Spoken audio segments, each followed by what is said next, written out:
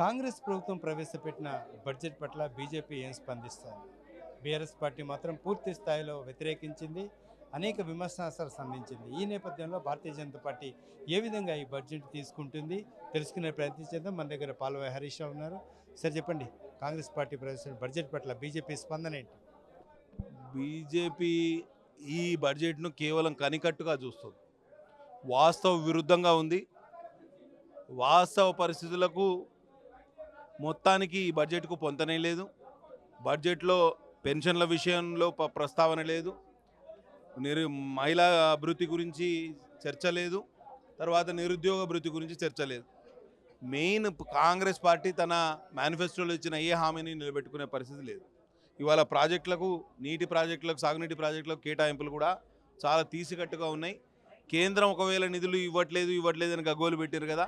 ఇవాళ regional ring రోడ్డుకు 30,000 కోట్లు, ఇండియన్ ఇన్స్టిట్యూట్ ఆఫ్ హ్యాండ్లూమ్ టెక్నాలజీకి డబ్బులు ఇచ్చిండ్రని మళ్ళీ ఇవాళ నిన్ననేమో అబద్ధం ఆడినరు, ఇవాళ నిజం చెప్పారు.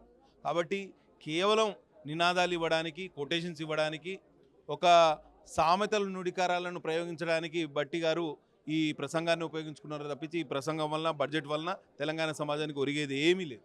వాళ్ళు కాంగ్రెస్ పార్టీ ఇంకొక మాట అంటుంది. తెలంగాణ రాష్ట్రానికి ఏమి ఇచ్చింది, కేంద్ర బడ్జెట్లో ఏం కేటాయింపులు చేసింది, జీరో కదా, ఇది ఎంతవరకు న్యాయం అనేది వాళ్ళ ప్రశ్న.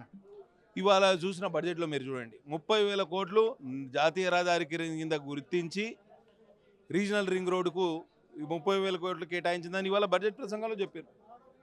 ఇట్లా అసలు కేంద్ర ప్రభుత్వం డబ్బులు ఇవ్వకపోతే రాష్ట్ర ప్రభుత్వం ఒక్కరోజు కూడా మనం కూడా సాధించే పరిస్థితి లేదు.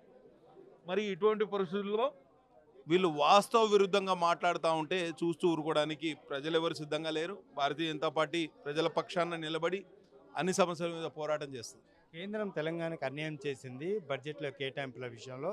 ఇందుకోసం ఢిల్లీలో జంతర్ మంతర్ దగ్గర ధర్నా చేస్తాం అనేది కాంగ్రెస్ పార్టీ వాదన. జంతర్ మంతర్ దగ్గర ధర్నా చేస్తారా, పార్లమెంట్లో ధర్నా చేస్తారా, మీరు మాకు అనవసరం. కానీ ప్రజా సమస్యల మీద తప్పించుకోవడానికి, కేంద్రం మీద నెపనెట్టడానికి, హామీల అమలులో విఫలమైన కాంగ్రెస్ ప్రభుత్వం నెపాన్ని కేంద్ర ప్రభుత్వం మీద నెట్టడానికి ప్రయత్నం చేస్తోంది. దీన్ని మేము తప్పకుండా ప్రజల వద్దకు తీసుకువెళ్తాం. వాస్తవాలను వారికి తెలియజెప్పే ప్రయత్నం మేము చేస్తాం. తప్పకుండా సఫలీకృతం అవుతామనే నమ్మకం, విశ్వాసం నాకున్నది. ప్రజల అభివృద్ధి సంక్షేమానికి విరుద్ధంగా ఈ బడ్జెట్ ఉంది అని చెప్తున్నారు. మీ కార్యాచరణ ఏంటి రేపటి నుంచి శాసనసభలో? అభివృద్ధి అనేది మచ్చుకైనా కనిపించదు. వెళ్దామా? అభివృద్ధి అనేది మచ్చుకైనా కనిపించదు. సంక్షేమం గురించి ఊసేలేదు. అసలు కేటాయింపులే లేవు. 8 నెలలుగా వీళ్ళు చేయని అభివృద్ధి నెక్స్ట్ 6 నెలలు చేస్తామంటే నమ్మడానికి ఎవరు సిద్ధంగా లేరు. Thank you sir. అది పరిస్థితి ఖచ్చితంగా ఎదుర్కొంటాము. ఈ కాంగ్రెస్ పార్టీ ప్రవేశపెట్టిన బడ్జెట్ ఎంత లోపభూయిష్టంగా ఉందో ఆ లోపాన్ని కేంద్ర ప్రభుత్వం నెట్టే ప్రయత్నం కాంగ్రెస్ పార్టీ చేస్తోంది. ఈ కాంగ్రెస్ పార్టీ ఆటలు సాగనివ్వం అనే అంశాన్ని కూడా భారతీయ జనతా పార్టీ చెప్పుకొస్తోంది. ఖచ్చితంగా రేపటి నుంచి కాంగ్రెస్ పార్టీ విధానాలను విమర్శిస్తామనే అంశాన్ని కూడా పాల్వాయి హరీష్ రావు, సిపూర్ నగర్ బీజేపీ ఎమ్మెల్యే చెప్పుకొస్తున్న పరిస్థితి కనిపిస్తుంది. కెమెరా పర్సన్ రాజాతో హరికృష్ణ, వన్ ఇండియా తెలుగు, హైదరాబాద్.